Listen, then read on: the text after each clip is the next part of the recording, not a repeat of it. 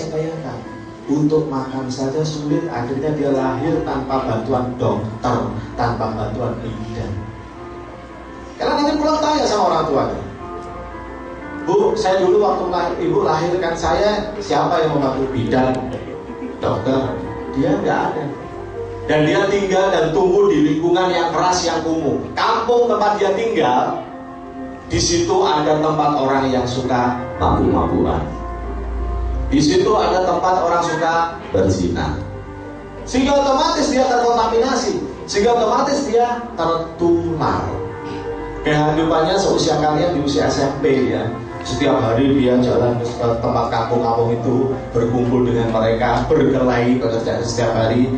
Bahkan suatu ketika dia dikeroyok sama anak-anak di sana, hingga hidungnya berdarah-darah, mulutnya berdarah-darah. Ayahnya hanya bisa melindungi seperti ini. Dibawa pulang sampai rumah diobati ala kadarnya. Kenapa? Karena miskin. Tapi orang tuanya meskipun dia miskin, dia berpikir anak ini harus sekolah setinggi-tingginya sampai kuliah, sampai lulus. Karena kalau sudah kuliah keluar dari kota ini, karena kota ini tempatnya banyak orang di lingkungan kampung ini, banyak orang bejat. Nanti dengan keluar dia tahu banyak hal di luar sana, dia bisa mandiri dan bertanggung jawab.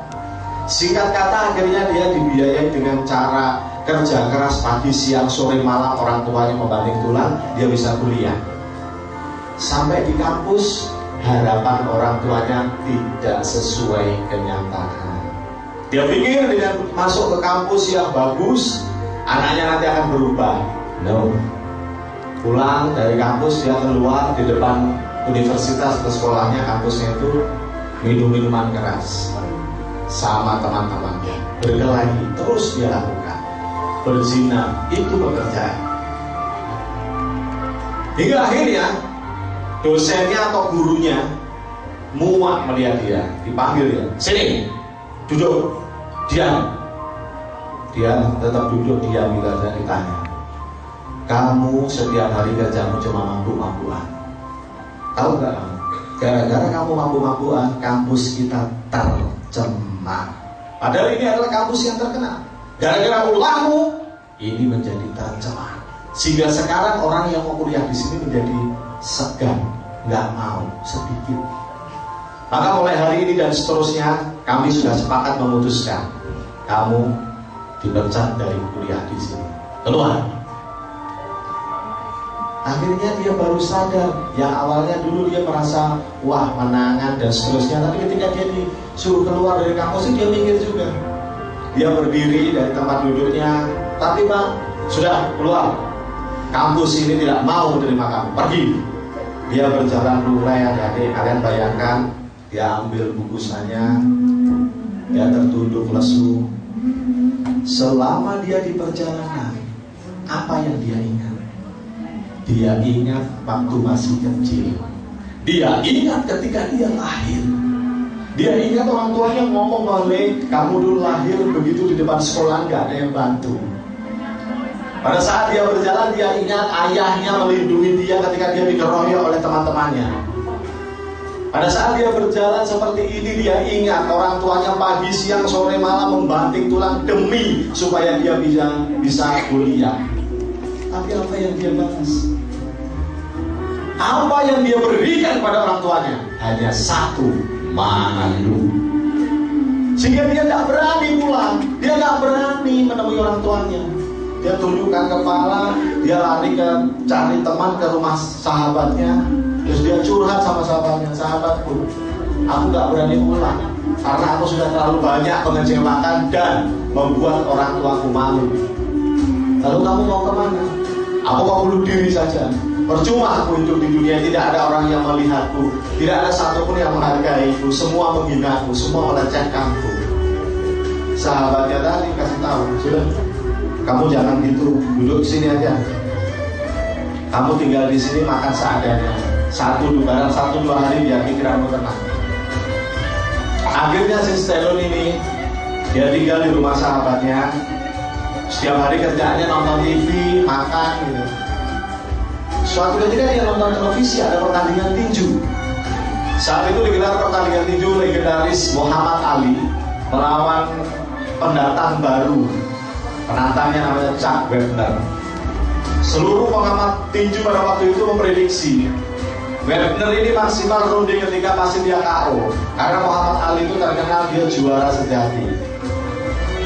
Akhirnya waktu yang ditentukan mulai lantung, pertandingan dimulai.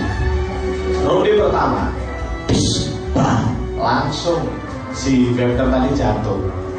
Begitu jatuh didekati sama wasit, dihitung 1, 2, 3, 4, dia langsung berdiri lagi, cek, jalan lagi, tinju. Ronde kedua, dong, jatuh lagi, bangkit lagi. Dan ronde yang ketiga, semua mata tertuju ke televisi. Kamu bisa tanya kepada bapak ibu gurumu, ketika Muhammad Ali bertinju atau bertanding pada era tahun 80-an, ketika kalian mungkin belum lahir, tanya, sekolah selalu libur di seluruh Indonesia gara-gara nonton tinjunya Muhammad Ali. Saking legendarisnya, saking hebatnya. Semua mata tertuju melihat televisi dan memprediksi, ini dia ronde yang kita tunggu-tunggu. Ronde ketiga pasti Webner tadi tumbang dan tidak akan bangkit lagi. Benar, ronde ketiga dimulai. Dong, dia tumbang, tapi dia dihitung sama wasit lagi. 1, 2, 3, 4, 5, 6, 7, 8, 9. Berdiri lagi. Berdiri lagi. Dengan sempoyongan dia tetap berdiri dan dia bertahan sampai ronde terakhir. Meskipun dia kalah, tetapi dia betul-betul bertahan. Meskipun dia kalah, tapi dia bertahan. Itu kata kuncinya. Sekarang kalian rasakan semuanya yang ada di ruangan ini. Meskipun mungkin di rumah kalian gak nyaman, tinggal di rumah bersama orang tua kalian yang marah-marah, mungkin orang tua kalian jauh di luar negeri sana tidak nyaman, bertahan. Kelak kamu akan menjadi bintang. Inilah yang menggerakkan hatinya seorang Stellen. Yang awalnya dia duduk, diam aja, tiba-tiba dia bangkit. Kalau Webner berkali-kali tumbang, dia bisa bangkit lagi. Berarti saya pasti juga bisa. Lalu sejak hari itu dia mencanangkan satu cita-citanya. Apa? Cita-citanya satu. Saya ingin membahagiakan orang tua saya. Ya selama ini sudah saya bikin malu orang tua saya harus membahagiakan dia. Caranya saya harus menjadi bintang film. Pagi, siang, sore, malam tanpa kenal lelah, dia berlatih acting bertahun-tahun lamanya. Tidak hanya sebulan 2 bulan. Udah bisa dia berlatih menulis, hingga akhirnya dia menulis sebuah skenario film yang berjudul Rocky. Inilah film yang dia yang menulis sendiri. Udah selesai, ditutup skenarionya, terus kemudian dia ngomong sama orang tuanya, saya mau jadi bintang film. Bu, janganlah yang lain. Tetapi saya pengen sekali Pak. Ya sudah, saya hanya minta doa restu karena saya berubah. Asal kamu berubah sudah tidak mampu-mampuan lagi. Lalu sutradara tadi, skenario tadi dicari, ditawarin ke sutradara-sutradara yang ada di Amerika. Tidak ada satupun sutradara yang mau menerima. Siapa kamu itu? Pemabuk mau jadi bintang film, pergi. Semua menghina.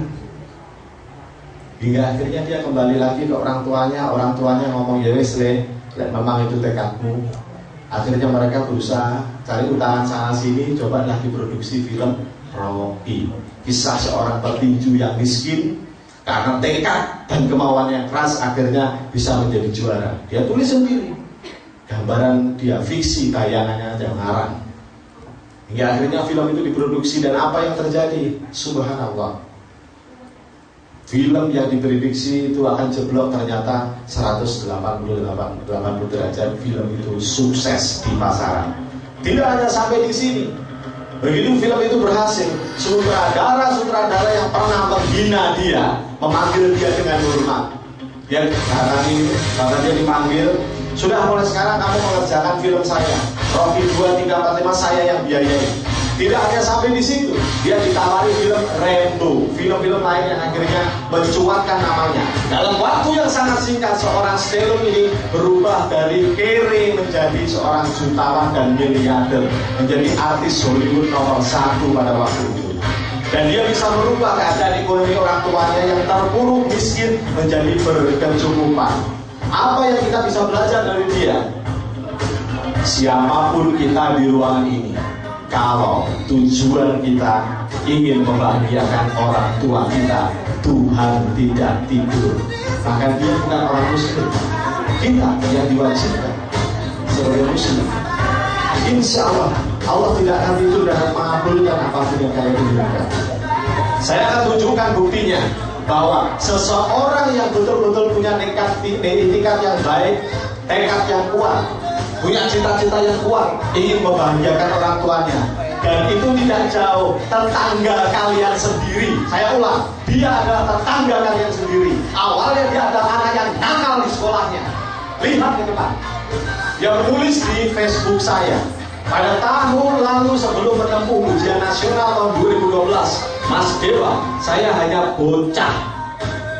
Setelah saya mengikuti motivasi tamat Dewa, saya datang ke sekolahnya, saya bisa melewati ujian nasional 2012 dan alhamdulillah, subhanallah, saya lulus dengan hasil yang sangat-sangat memuaskan. Sekarang saya kembali sebagai seorang taruna sesuai cita-cita saya. Namanya Fahru Rosi, dan dia berubah awalnya menjadi anak nakal di sekolahnya. Dia akhirnya betul-betul ingin mencapai impiannya. Disinilah dia menempuh pendidikan tahun 2013 ini, Balai Pendidikan dan Pelatihan Ilmu Pelayaran. Dan inilah orangnya. Kita lihat, dialah mengirimkan ke Facebook. Kalau dia bisa, kita yang ada di ruangan ini sama-sama dengan dia, sama-sama muslimnya. Awalnya dia bukan anak baik, anak yang nakal, bolosan dan seterusnya sejak kelas 1, kelas 2. Dan ketika kelas 3 bertemu dengan saya, betul-betul dia berubah. Mindsetnya, pikirannya, polanya berubah. Kelas 1 dia nggak suka orang tuanya keluar negeri. Kelas 2 dia tambah benci. Dan kelas 3, alhamdulillah, atas izin Allah, dia maafkan orang tuanya yang kurang perhatian. Justru saya akan meminta perhatian dia, menarik perhatian orang tua saya dengan prestasi yang luar biasa dan dia buktikan. Bagaimana caranya biar seperti dia? Kalian mau? Saya tidak dengar. Kalian mau? Mau banget apa mau aja? Kalau mau banget, ikuti caranya bersama saya. Ingat, bayangkan dan rasakan.